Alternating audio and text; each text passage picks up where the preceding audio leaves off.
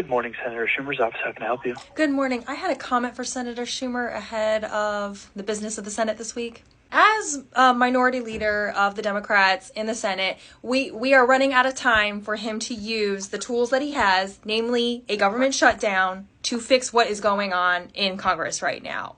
The appropriations process is clearly stalled, and it's pretty clear to the American people that both parties think that they're just going to continuing resolution themselves through this again.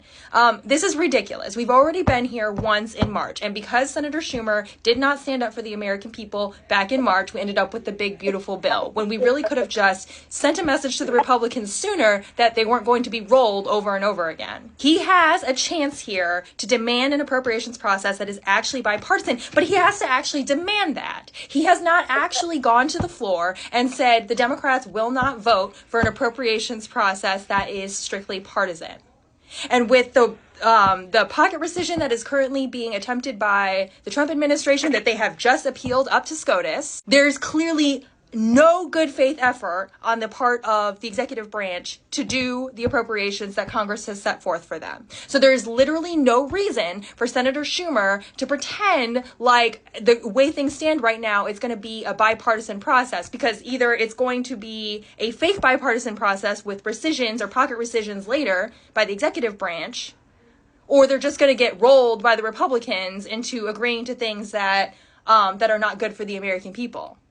When what needs to happen right now is that Senator Schumer needs to say, you're not going to get literally anything, any votes out of Democrats for anything, including a budget, unless that budget looks like something that is some semblance of good for the people. The Senate versions of the appropriation bills are actually pretty good. The House versions are a bit of a mess, but the Senate versions are pretty good.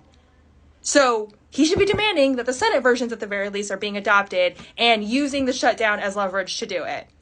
We the people are watching, and this is really the final week that he can make that stand and have it make any difference, because if he waits until the last second, there isn't time to do appropriations anyway. Perfect. Well, thank you so much for taking the time to give us a call today with this message, and I'll be sure to pass this message along to the senator and relevant legislative staff on our end.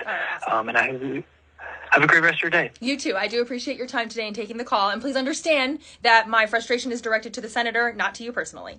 Absolutely. Well, we really appreciate that. You take care, ma'am. All right, you too. Bye-bye.